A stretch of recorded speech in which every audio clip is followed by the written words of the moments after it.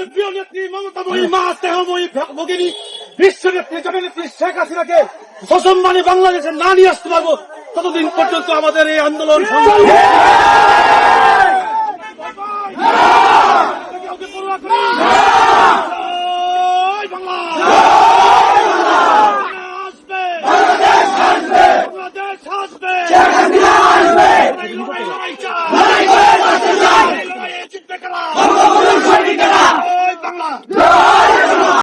আমি আপনাদেরকে বলছিলাম না যে রাজনীতিতে শেষ বলে কোনো কথা নেই। কোন একটা রাজনৈতিক দলকে হত্যা করে মামলা দিয়ে নির্যাতন করে দমায় রাখা যায় না। আপনারা নিশ্চয়ই দেখছেন চট্টগ্রামে পুলিশ গ্রেপ্তার করে নিয়ে যাওয়ার পর মৃত লাশ ফিরাইয়া দিছে।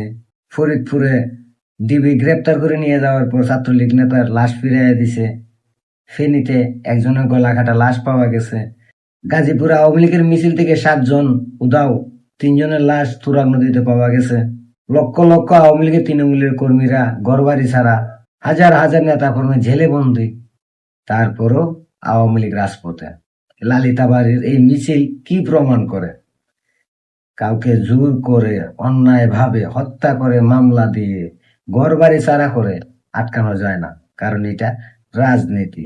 একজনকে মারবেন 5 জন প্রতিবাদী হবে, 5 জনকে মারবেন 50 জন প্রতিবাদী হবে, 50 জনকে মারবেন 5,000 প্রতিবাদী হবে, 5,000কে মারবেন 5 লক্ষ প্রতিবাদী হবে, আর 5 লক্ষকে মারবেন 5 কোটি প্রতিবাদী হয়ে রাস্তায় নেমে আসবে। এ হচ্ছে রাজনীতি। আর আওয়ামী লীগের কথা কি বলবো? আওয়ামী লীগের নেতা নেই, নেতারা সব ফালাই আছে, মুন্দুরো গাতা লুকাইয়া বসে আছে। কিন্তু তৃণমূল তারা রাজপথে লড়াই করতেছে, জীবন দিচ্ছে, তারপরও তারা আওয়াজ তুলতেছে। কেন জানেন? কারণ এটাই রাজনীতি। রাজনীতি শেষ বলে কোনো কিছুই নাই। আপনারা যতই নির্যাতন করেন, যতই অত্যাচার করেন, যতই মামলা করেন, যতই খুন করেন, যতই গুম করেন, তারপরে রাজনীতিতে কাউকে আটকে রাখা যায় না। আর এটা তো আওয়ামী লীগ, যে আওয়ামী লীগের প্রতিষ্ঠাতা বঙ্গবন্ধু শেখ মুজিবুর রহমান, যে আওয়ামী লীগ এই বাংলাদেশ নামে রাষ্ট্র তৈরি করছে 9.5 মাস যুদ্ধ করে, যে আওয়ামী লীগ লাল সবুজের পতাকা আইনা দিছে এই বাংলাদেশের মানুষের হাতে, সেই আওয়ামী লীগকে যারা দমাইতে চায়, যারা ধ্বংস করে দিতে চায়, তারা আওয়ামী লীগের ইতিহাস আবারও ভালো করে পড়ার জন্য তাদেরকে বলবো, জানার জন্য বলবো। এই লালিতাবাড়ির মিছিল কি প্রমাণ দিল আপনাদের? কি দেখালো? আওয়ামী লীগকে আটকানো যাবে না, আটকে রাখা যাবে না। আওয়ামী লীগের নেতৃত্বে 7.5 কোটি বাঙালি ঐক্যবদ্ধ হয়ে পাকিস্তানের বিরুদ্ধে যুদ্ধ করছে। আর সেই পাকিস্তানের প্রেতাত্মারা আজকের 18 কোটি বাঙালির দেশে তারা রাজত্ব করবে। আর সেই আওয়ামী লীগকে ধ্বংস করে দেওয়ার জন্য মেটিকুলাস ডিজাইন করে আমেরিকার টাকা গিয়ে পাকিস্তানের জঙ্গিদের সাথে নিয়ে ধ্বংস করে দিবে। এগুলো স্বপ্নই থাকবে, বাস্তবে কোনোদিনও পরিপূর্ণতা পাবে না।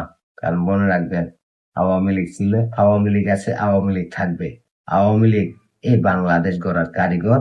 আর আবারও এই আওয়ামী লীগ এই বাংলাদেশকে আমেরিকার দালাল, পাকিস্তানের রাজাকার আলবদর আলসানদের নাতিপতিদের হাত থেকে, জঙ্গিদের হাত থেকে রক্ষা করবে।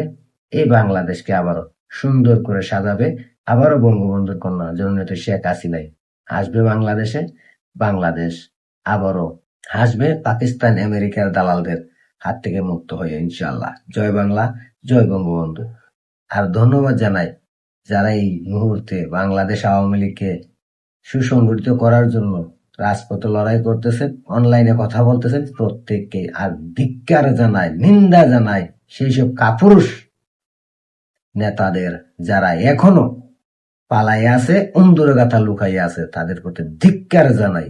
আর বলতে চাই, ভুলে যাইও না, তোমাদের মতো নেতাদের জন্য আওয়ামী লীগ কখনোই বসে থাকবে না।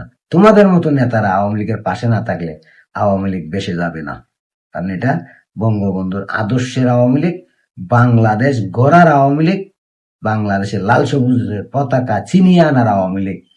এই আওয়ামী লীগে তোমাদের মতো কাপুরুষ, নির্লজ্জ, বেহায়া, স্বার্থপর নেতাদের কোনো প্রয়োজন নেই।